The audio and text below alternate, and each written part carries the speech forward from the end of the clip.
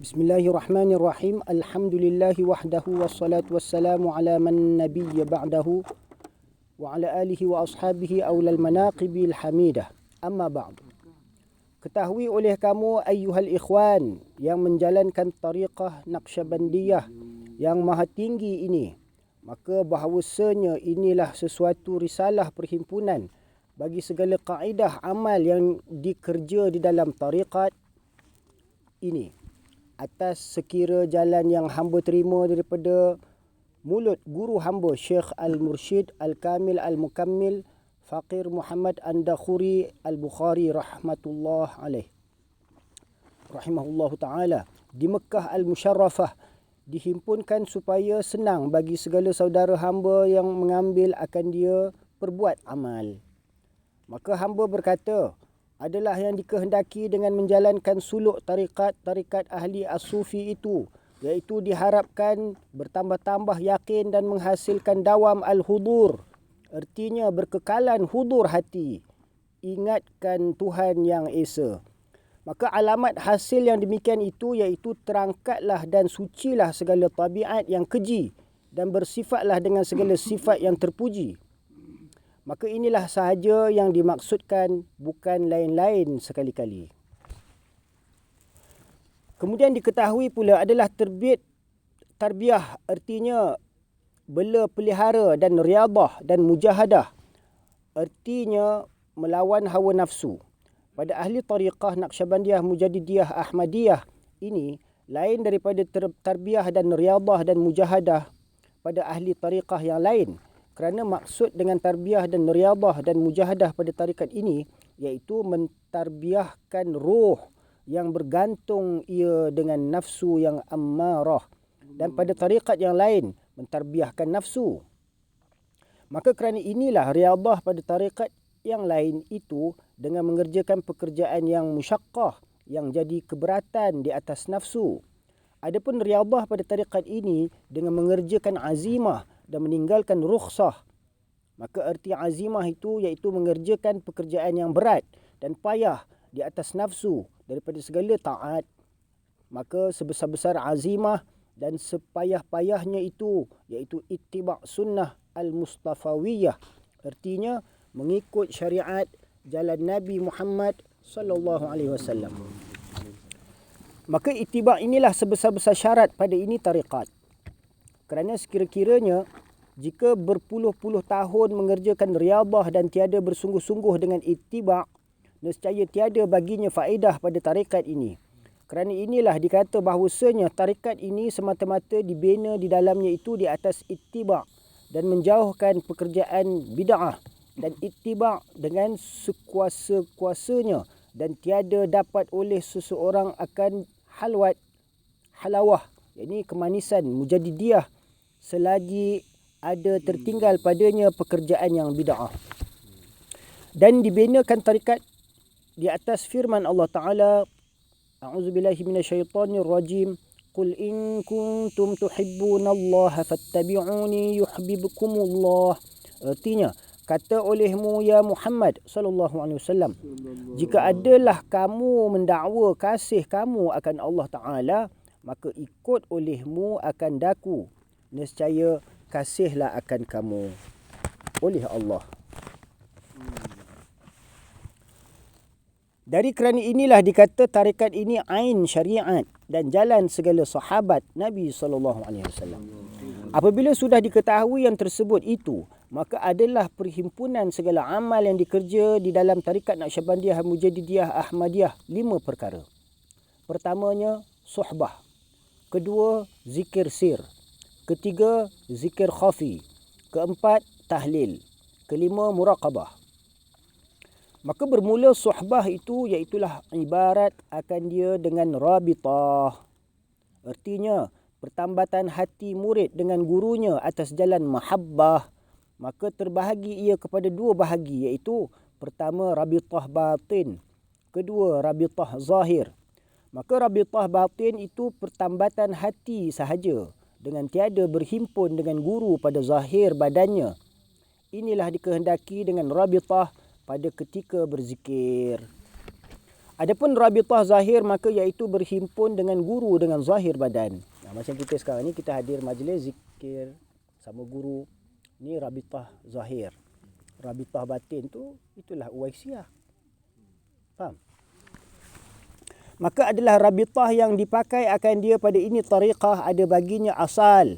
Seperti mana yang tersebut di dalam Rahmatul Habitah bagi Syekh Husin Dusri rahimahullah. Dan ertinya rabitah itu tertambat hati bagi suatu atas jalan kasih. Ini pertambatan sesuatu dengan sesuatu, pertautan sesuatu dengan sesuatu atas berdasarkan cinta. Kasih. Maka inilah rabitah itu kadang-kadang dipuji dan kadang-kadang dikeji. Kalau salah orang kita rabitah, kalau kita rabitah dengan jin, syaitan, mak lampir ke apa ni semua, dikejilah. Minat kebayan. Maka inilah rabitah itu kadang-kadang dipuji dan kadang-kadang dikeji pada syarak dengan sebab ditilik kepada diri sesuatu yang ditambat itu. Kalau kita tambat dengan jin, dengan apa ni, yang apa tok bomo ke punya pawang ni semua, dikejilah, kita dapatlah waris ilmu dia mah. Ya tak? Kalau kita tambatkan hati kita dengan masyayikh, mereka ni ada nisbah rohaniah dengan Rasulullah SAW.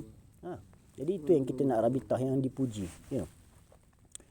Iaitu jika sesuatu yang ditambat itu daripada perkara yang dipuji pada syarak, maka rabitah itu dipuji pula.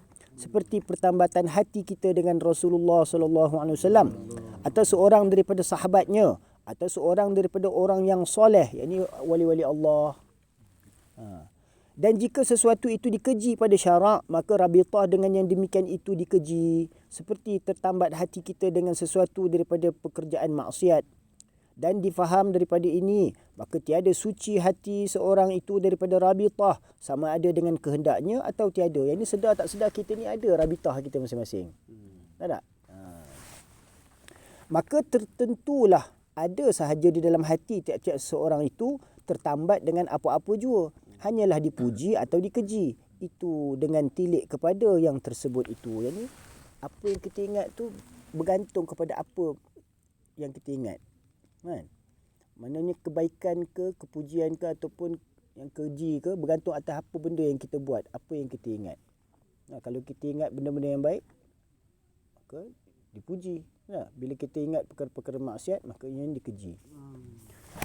Dan lagi kerana pergunaan rabitah itu jadi wasilah, artinya jalan dan sebab yang menyampaikan kepada maksud jua. Maka jika maksud itu daripada perkara yang dipuji, maka rabitah itu dipuji. Dan jika maksud itu daripada perkara yang dikeji, maka rabitah itu pun dikeji.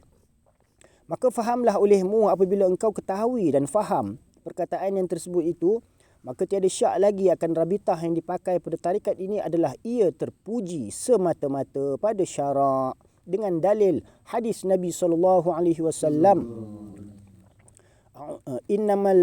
Innama masalul jalisi salihi wal jalisi su'i kahamilil misk wa nafikhil kair wa fahamilil misk amma an yahzika wa amma an tabta'a minhu wa amma an tajida minhu rihan tayyibatan wa nafikhul kir amma an yahriqu siyabaka wa amma an tajidu minhu rihan khabithah. Hadis yang diriwayatkan oleh Muslim daripada Abi Musa al-Asy'ari, artinya hanya senya umpama sekedudukan yang soleh, yakni pendampingan dengan orang yang soleh, dan sekedudukan yang jahat, yakni pendamping dengan orang-orang yang jahat itu, seperti orang yang menanggung kasturi dan orang yang meniup pengembus api. Maka bermula yang menanggung kasturi itu tiada sunyi, ada kalanya bahawa memberi ia akan dikau akan kasturi itu, dan ada kalanya bahawa engkau membeli daripadanya, dan ada kalanya bahawa engkau dapat mencium daripadanya akan bau yang baik. Dan yang meniup pengembus api itu tiada sunyi, ada kalanya bahawa membakar ia akan kain engkau, dan ada kalanya bahawa engkau dapat daripadanya akan bau yang keji. Dan lagi sabda Nabi SAW, khiyarukum allazina iza ra'au zakarallah. Artinya mereka yang sebaik-baik daripada kamu itu, iaitu mereka yang apabila dilihat akan mereka itu, nescaya mengingatkan akan Allah dan menyebut akan dia. Maka kedua-dua hadis ini patutlah ia jadi dalil bagi tawajjuh dan rabitah. Bahkan rabitah itulah dikata ain zikir. Kerana dengan semata-mata melihat akan dia itu menghasilkan teringat akan Allah. Allahu Akbar. Kerana rabitah itu dibangsakan kepada zikrullah. Apabila terlihat kepada yang demikian itu, maka teringat kepada yang dibangsa akan dia, kepadanya, iaitu zikrullah. Maka tiada syak lagi. Rabitah itu ain zikrullah. Tambahan pula jika memandang akan mereka itu dengan jalan mahabbah dan i'tiqad yang betul, maka pada ketika itu terlebih lagi besar memberi bekas pada menghasilkan zikir. Dan terangkat hijab dengan sebab in'ikas, artinya terbalik anwar zikir ke dalam hati. Dan rabitah itu menolakkan bagi ghaflah dan mendatangkan hudur, yang adalah hudur dengan ketiadaan ghaflah itu ruh ibadah. Inilah ibadah dan ta'ah yang ikhlas.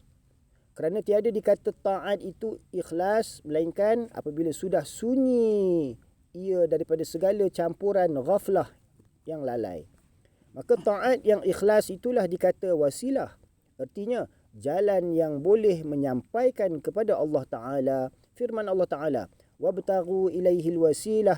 Artinya tuntutlah oleh kamu jalan kepadanya itu akan wasilah, iaitu ta'at yang ikhlas. Maka rabitah dengan kelakuan yang tersebut itu menyampaikan kepada ta'at yang ikhlas. Maka termasuklah rabitah itu di dalam umum ayat. Jadi ia daripada wasilah, wasilatul wasail. Dan telah berkata Sayyidut Taifah Junaid Al-Baghdadi radhiyallahu anhu, bermula terhimpun dan terlebih hampir segala jalan menyampai kepada maksud itu, iaitu berkekalan rabitah. Ya, kata Hazrat Sayyidut Taifah Junaid Al-Baghdadi, bermula terhimpun dan terlebih hampir segala jalan, yakni yang paling jami' dan yang paling akrab. Jalan yang paling paling sempurna, yang paling lengkap adalah jalan yang berkekalan rabitah. Ya. Bermula terhimpun dan terlebih hampir segala jalan menyampai kepada maksud itu, iaitu berkekalan rabitah. Artinya berkekalan tertambat hati murid dengan syekh dan mengambil faedah apa-apa sesuatu daripada syekhnya hingga hilang fikirannya di dalam tasarruf syekh. Dan demikian lagi difaham daripada perkataan Syekh Abdul Wahhab Asy'arani bahawasanya rabitah itu sebesar-besar pekerjaan yang dicita-cita di dalam pekerjaan tarikat ini. Dan ditakdir jika guru itu bukan mursyid yang sebenar sekalipun pada ilmu Allah Ta'ala, tiada memberi mudarat juga, kerana maksud dengan rabitah itu pada hakikatnya menjadi sebab bagi berpegang dan menunjuk ia jalan kepada Allah juga. Bukan maksud dengan zat guru itu. Dan setengah daripada wasiat guru hamba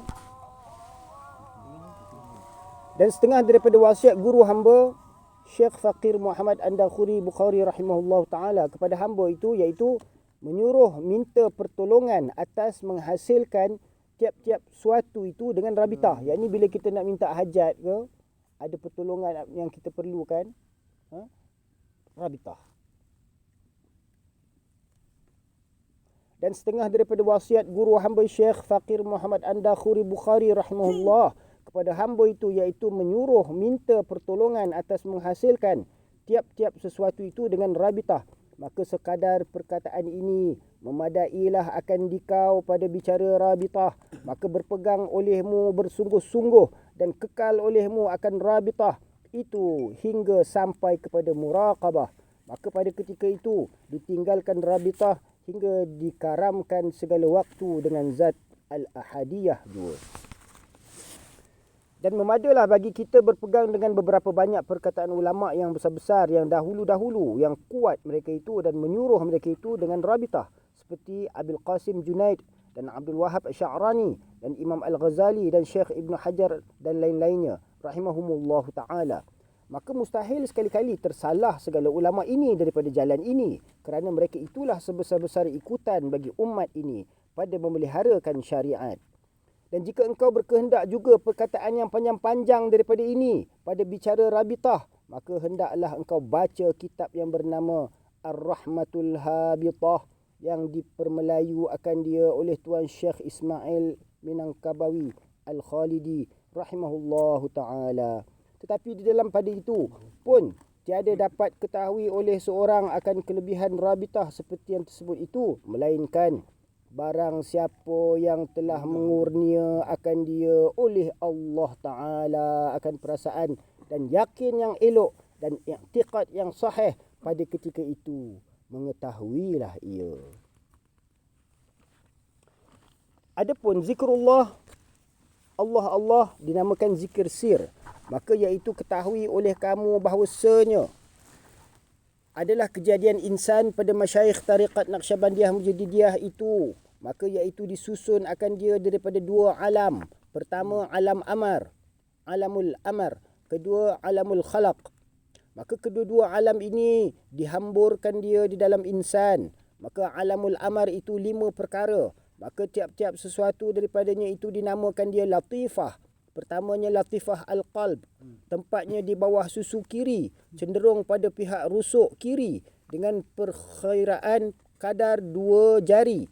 Kedua, latifah ar-ruh, tempatnya di bawah susu kanan, membetul ia akan latifah al-qalb. Ketiga, latifah as-sir, tempatnya di sisi susu kiri, perkiraannya kadar 2 jari cenderung kepada tengah dada. Keempat, latifah al-khafi, tempatnya di sisi susu kanan, membetul ia akan latifah as-sir. Kelima, latifah al-akhfa, tempatnya sama tengah dada antara latifah as-sir dan latifah al-khafi. Dan adapun alamul khalaq itu, maka iaitu 5 pula. Pertamanya latifatun nafs, tempatnya di antara 2 kening, sama tengah dahi.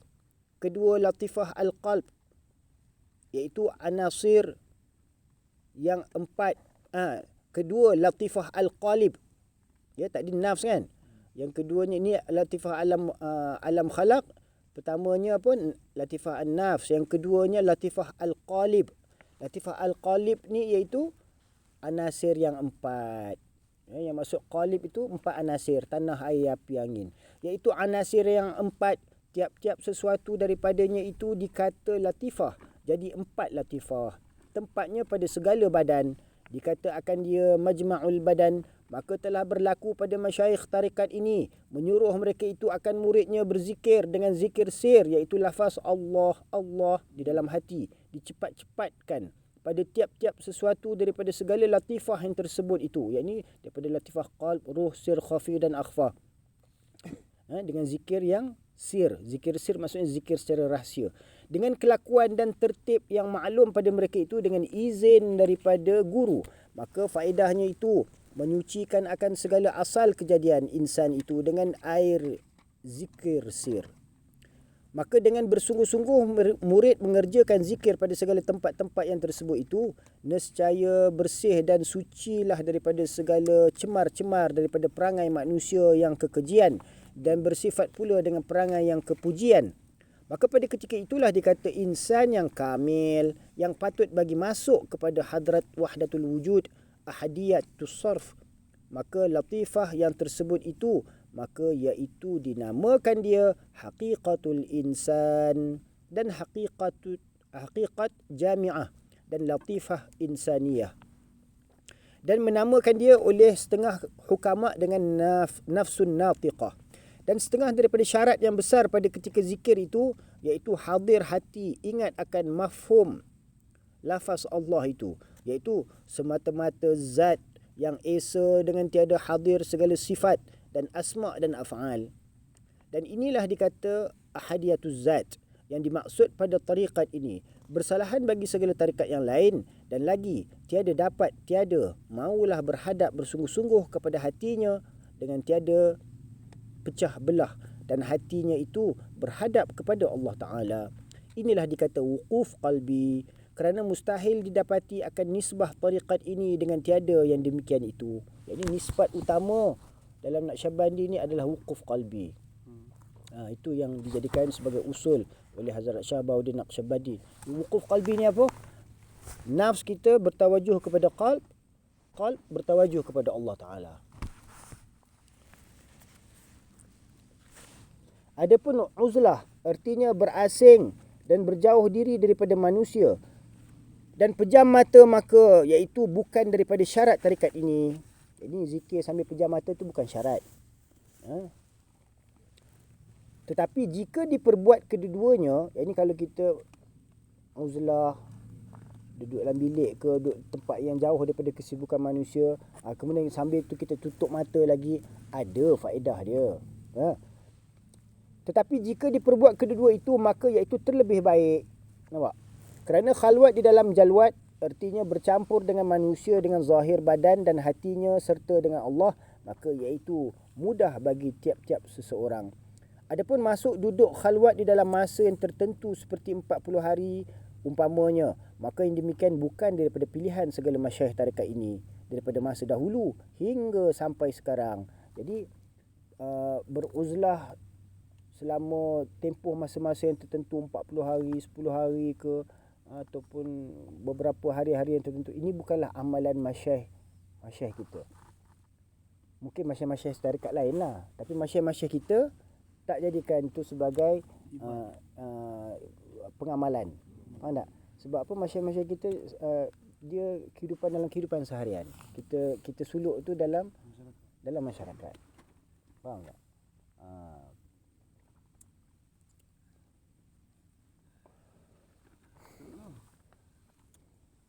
Maka yang demikian bukan daripada pilihan segala masyayikh tarekat ini daripada masa dahulu hingga sampai sekarang.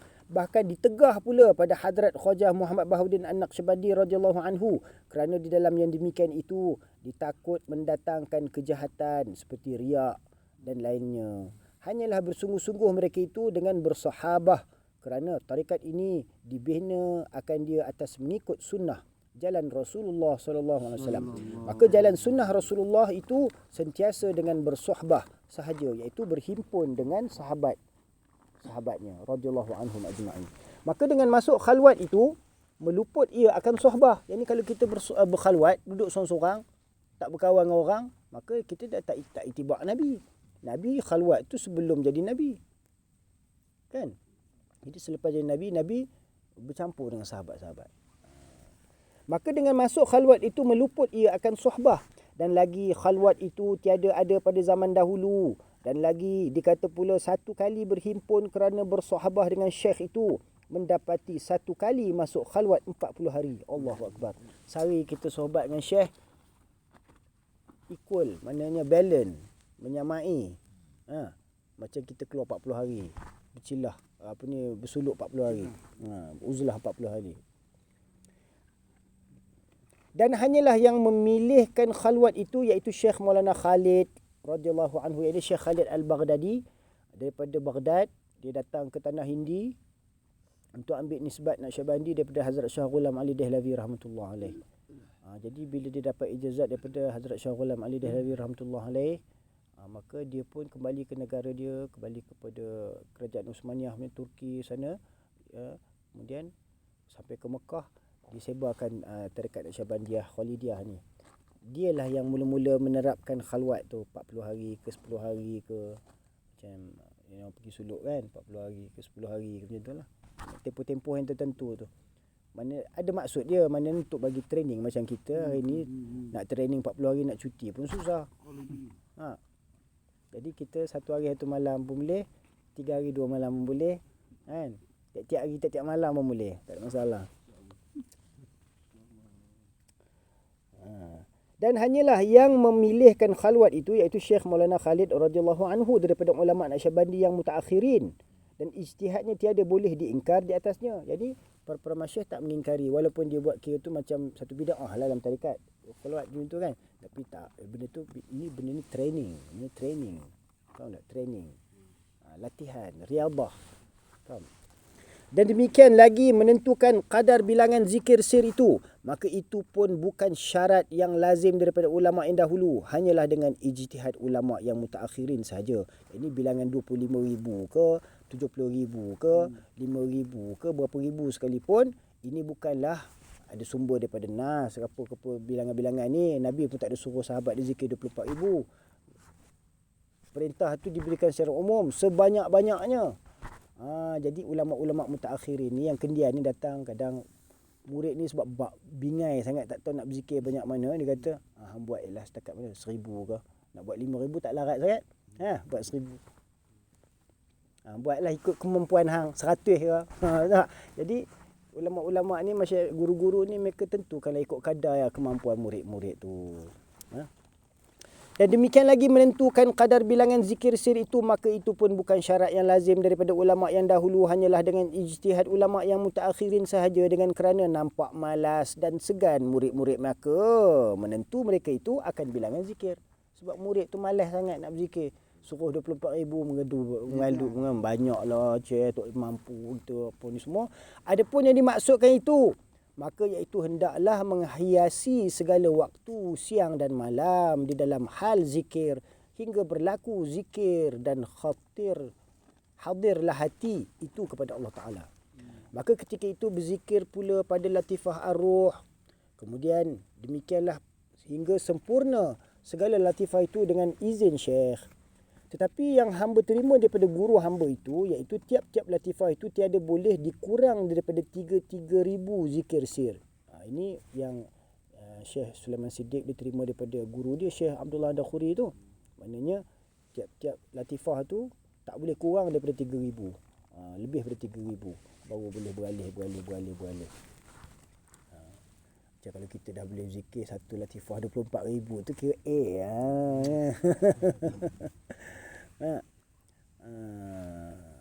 tiada boleh dikurang daripada 3,000 zikir sir. Di dalam pada itu pun jika diperlebihkan lagi, maka iaitu nur atas nur, yahdillahu linurihi liman yasha. Yang ni kalau kita berzikir lebih daripada itu, kira bertambahlah zikir tu dah nur.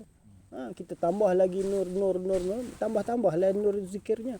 Dan tiap-tiap 100 kali atau lebih dikata dengan hatinya, Ilahi anta maqsudi wa ridhaka matlubi a'tini mahabbataka wa ma'rifatak. Artinya, hai Tuhanku, bermula engkau kehendakku dan keredaan engkau tuntutanku, kurnia olehmu akan daku kasih akan dikau dan kenal akan dikau, padahal bersungguh-sungguh menilikkan hal dirinya. Yang ini kita perhati hal keadaan kita khatara tu, 100 kali kita zikir bazgash. Ilahi anta maqsudi wa ridhaka matlubi a'tini mahabbataka wa ma'rifataka. Jadi lepas dah bazgash tu kita tilik diri kita. Adakah sebenar bersifat ia seperti yang dikata itu atau tiada? Yang ni betul tak kita ni betul-betul ke jadikan Allah tu sebagai maksud kita? Jangan kita pandai cakap je. Kita sendiri tiliklah. Kita dah ulang cakap tu, betul ke aku beramal dengan apa yang aku cakap ni? Betul ke aku jadikan Allah sebagai maksud? Ataupun aku ada maksud lain, yang ni aku cakap je. Itu dah jadi macam munafik. Jadi kita sendiri nilai diri kita. Adakah sebenar bersifat ia seperti yang dikata itu atau tiada? Serta melazimkan diri dan mensesuaikan hati daripada mensunyikan hati daripada khawatir aghyar. Khawatir aghyar tu maksudnya ingatan-ingatan khatrah-khatrah yang selain daripada Allah Ta'ala. Tambahan pula pada ketika hadir di hadapan mursyidnya. Jadi bila di hadapan syekh, lagilah kena jaga khatrah-khatrah tu. Maka hendaklah pada ketika itu seolah-olah seekor tairus sa'adah di atas kepalanya. Ini tairus sa'adah tu, ini maknanya seperti seekor burung kebahagiaan. Dan ini isyarah kepada hendaklah seorang murid itu duduk dengan tertib dan adab yang sempurna di hadapan gurunya, di atas kepalanya. Demikianlah sahabat Nabi SAW pada ketika hadir mereka itu di majlis Rasulullah SAW. Demikianlah dikerjakan dengan adab ini pada segala latifah itu. Dan lagi, janganlah ditinggalkan akan perkataan ilahi anta maqsudi wa ridhaka matlubi a'tini mahabbataka wa ma'rifatak. Mau diulang-ulangkan kerana faedahnya menolakkan khawatir. Dan jika didapati pada dirinya itu tiada sebenar seperti mana perkataan itu sekalipun, yang ini walaupun kita, aku ni memang tak betul lagi, tapi sebut juga. Kerana bahawasanya diharap lagi akan nyata dan tahqiq dengan makna perkataan itu dengan sebab berkekalan mengulang-ulang akan dia. Demikianlah berkata oleh Syekh Ruknuddin Alauddin radhiyallahu anhu. Dan lagi diketahui pula adalah bagi tiap-tiap latifah itu ada baginya asal di atas arash. Maka dengan sebab banyak pergantungan jasmaniah dan duniawiyah dan nafsaniyah, maka hasillah bagi segala lataif itu lalai dan terlupa akan asalnya itu. Maka berkehendak kepada memperingat akan dia kepada segala asalnya dengan wasitah Syekh Mursyid Kamil Mukammil, dan dengan berbanyakkan zikir hingga cenderunglah ia kepada segala asalnya dan tertariklah dengan jazbah ilahiyah, maka sampailah ia kepada asalnya bagi asalnya, yakni sampai kepada asalnya bagi asalnya. Demikianlah hingga sampai kepada zatul bahat al-ahadiyah dengan ketiadaan hijab dengan sesuatu jua pun daripada sifat dan segala syu'unat beberapa pekerjaan. Dikata baginya pada hal yang demikian itu tajalli, maka hasillah baginya fana yang sempurna dan baqa yang akmal. Maka asal latifah al-qalb itu af'al Allah Ta'ala. Maka adalah fana'nya itu pada af'al. Maka alamat fana'nya itu terhapus dan hilang padanya segala af'al makhluk. Dan tiada memandang ia melainkan fa'il hakiki. Dan asal latifah ruh itu sifat subutiyah. Maka fana'nya itu pada tajalli sifat subutiyah. Maka alamatnya itu tiada memandang ia melainkan sifat Allah Subhanahu wa Ta'ala. Dan terhapus segala sifat yang lain daripadanya. Dan asal latifah asir itu syu'unat zatiyah. Maka fana'nya itu pada tajalli syu'unat zatiyah. Dan alamatnya itu melihatlah salik itu akan dirinya binasa dan fana pada zat Allah Ta'ala.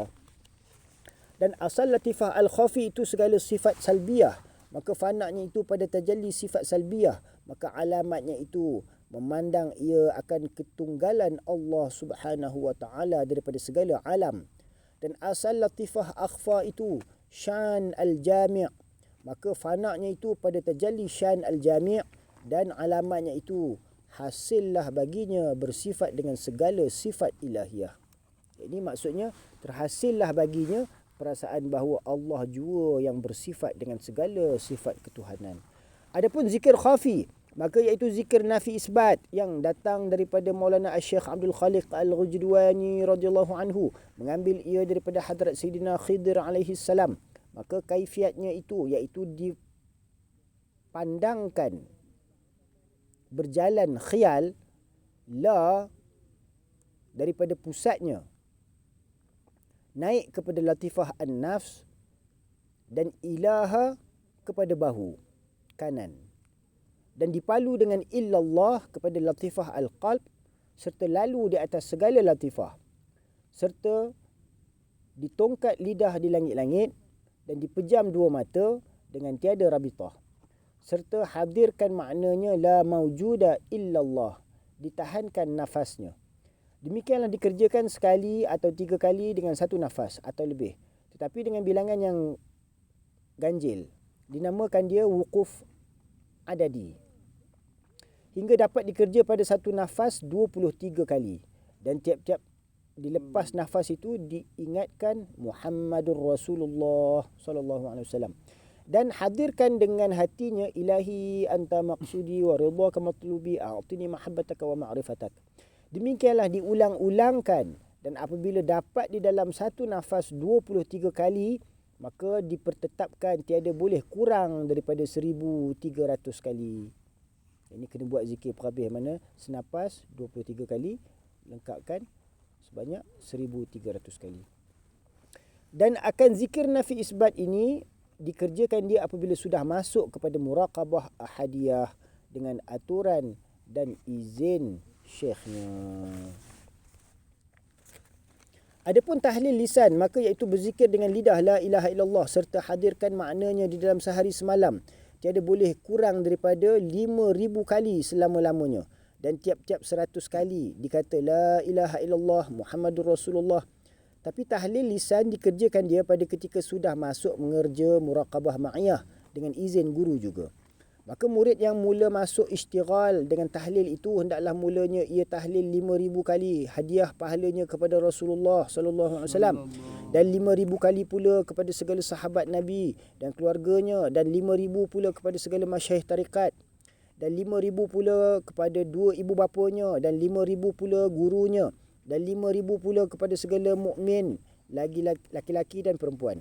Adapun muraqabah maka iaitulah kesudahan yang dituntut. Maka erti muraqabah pada istilah ahli tariqat itu iaitu pelihara hati daripada segala khawatir serta menantikan faiz al-ilahi.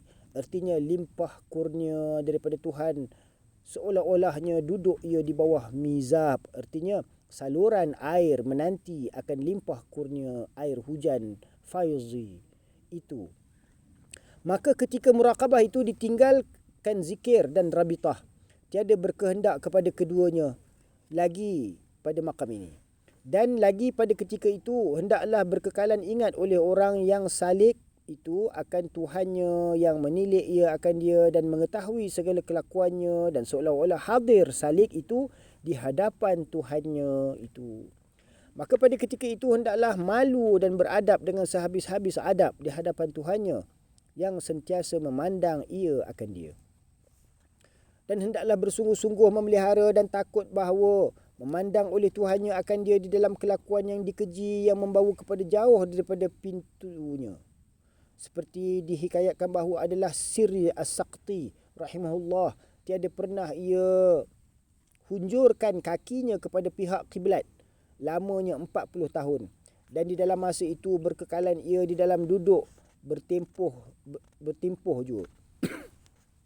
Ini duduk bersimpuh dalam masa 40 tahun tu selalu. Maka adalah yang demikian itu daripada bekas yakin muraqabahnya. Maka halnya kita sekalian apabila duduk kita di hadapan Malik, artinya raja dunia, maka dengan sehabis-habis hormat dan ta'zim di dalam duduknya itu, kerana yakin kita di hadapan raja itu. Dan terlupa dan lalai kita yang sentiasa duduk di hadapan Malikul Muluk yang tiada ghaib selamanya di hadapan kita. Maka kerana inilah tiada beradab kita dengan adab yang baik dan inilah dituntut suruh muraqabah pada tarikat ini.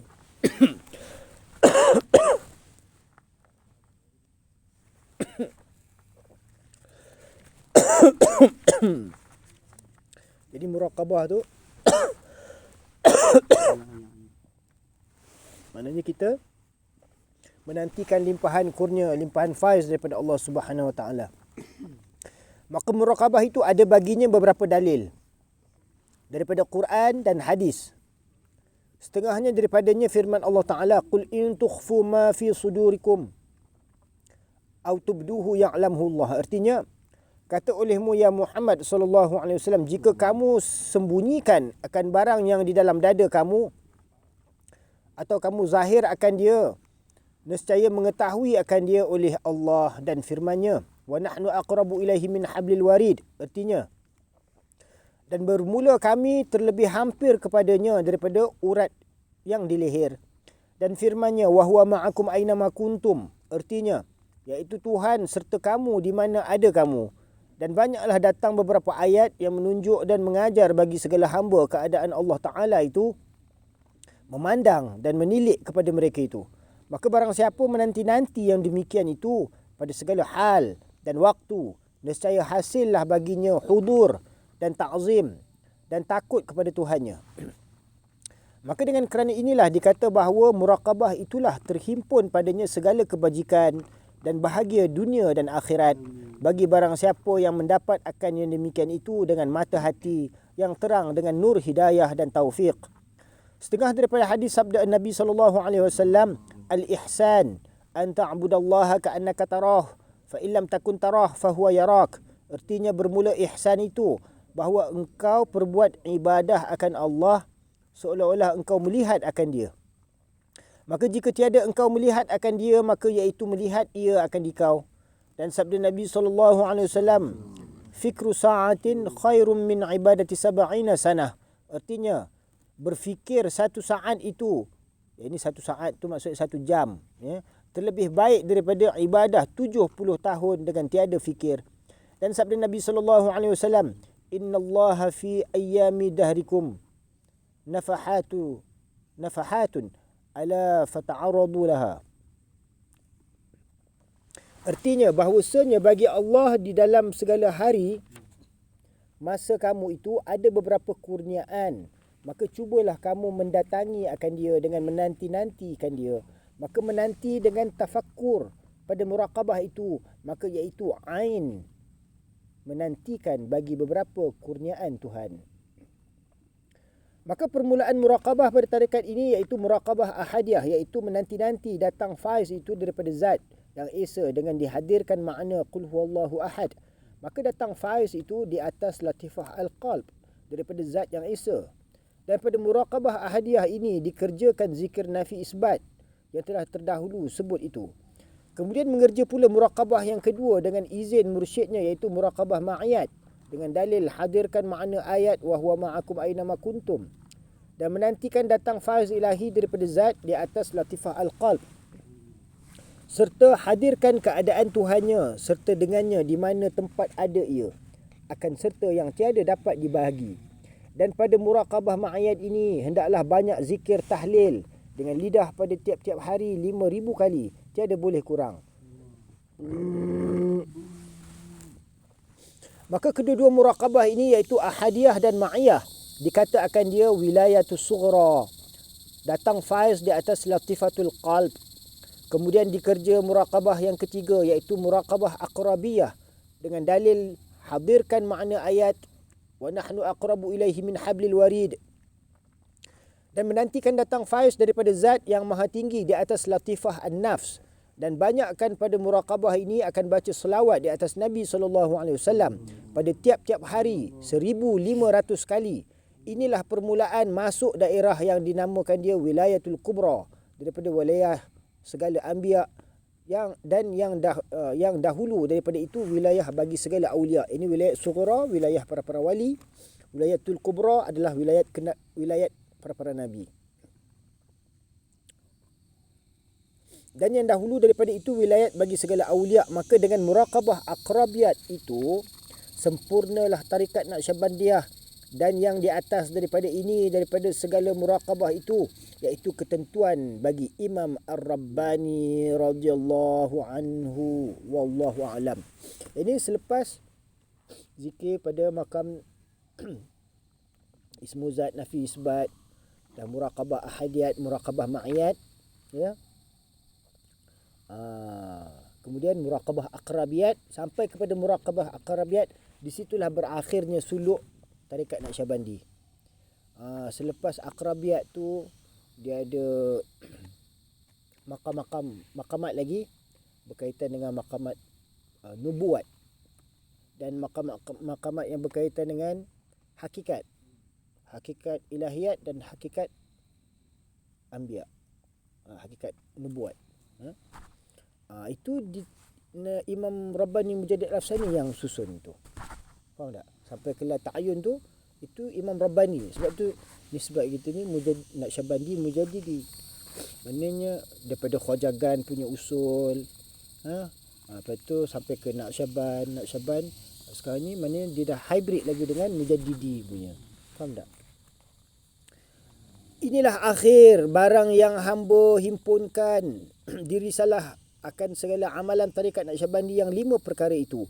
Tetapi hendaklah diyakin bahawasanya tiap-tiap sesuatu daripada 5 perkara itu adalah ia masing-masing dengan tarikat menyampaikan jua kepada Allah Subhanahu Wa Taala dengan i'tiqad yang benar dan sahih.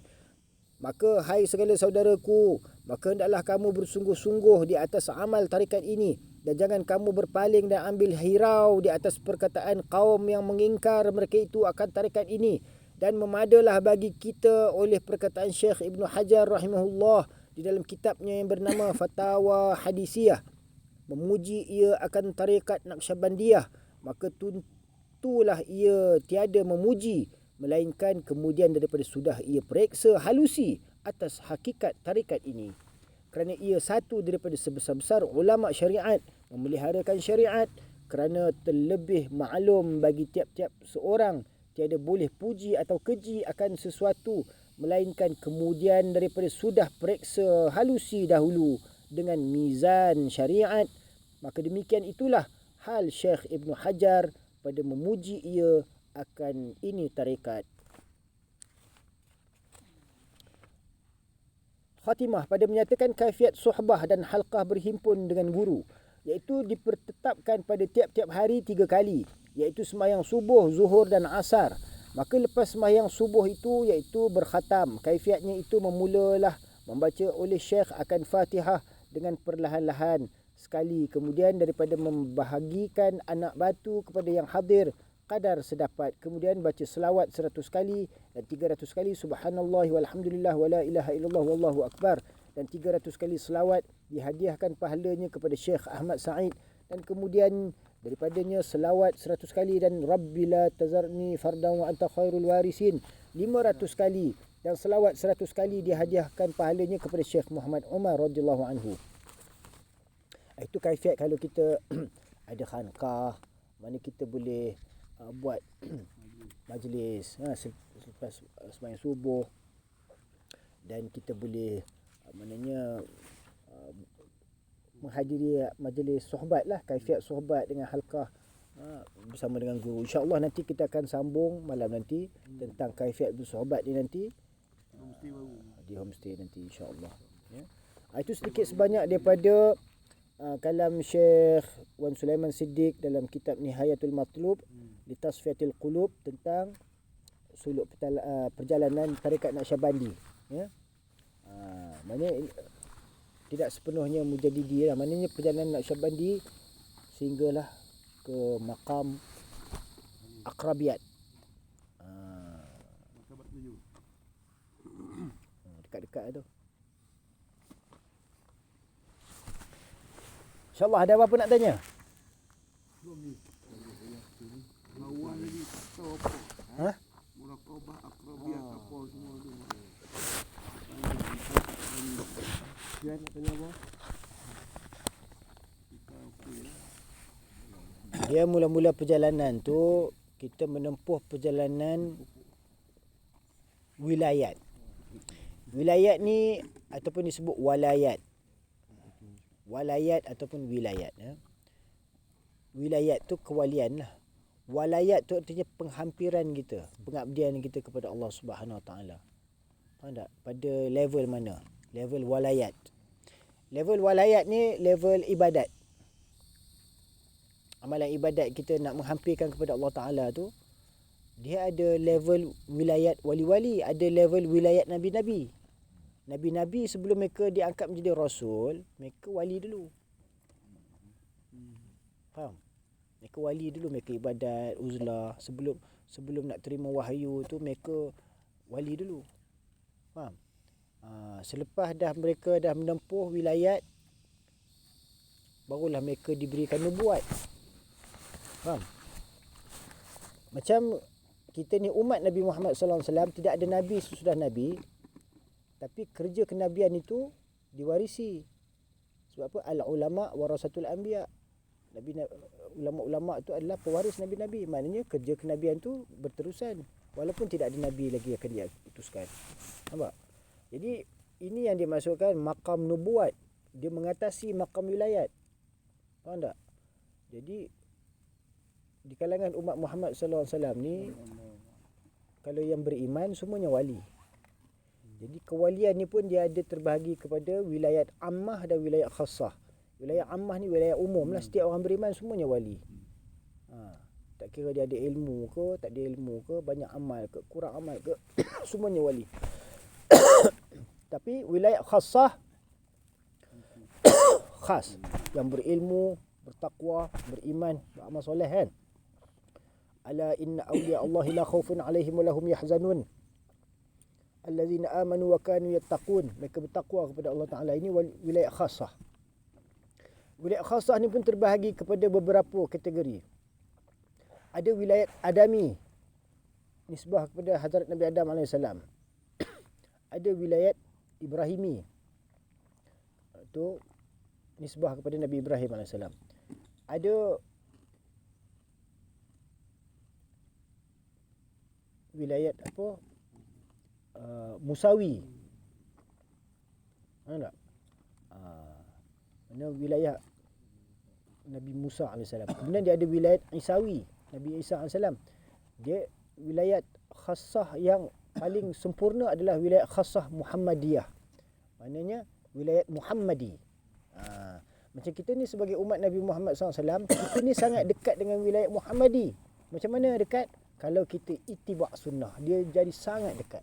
Jalan paling dekat adalah dengan ittiba'. Itu Masyayikh beritahu, dengan ittiba'. Dengan ittiba' sunnah Nabi, dia terus membawa kita kepada wilayat Muhammadi. Wilayat khasah Muhammadiyah. Faham tak? Sebab sebelum tu kita hanya beriman saja, itu dah wilayah ammah dah. Tapi bila kita mula ittiba' sunnah Nabi, ikut nak mencontohi Nabi, ni kita sedang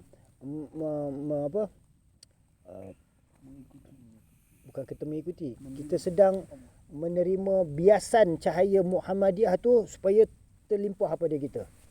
Faham tak?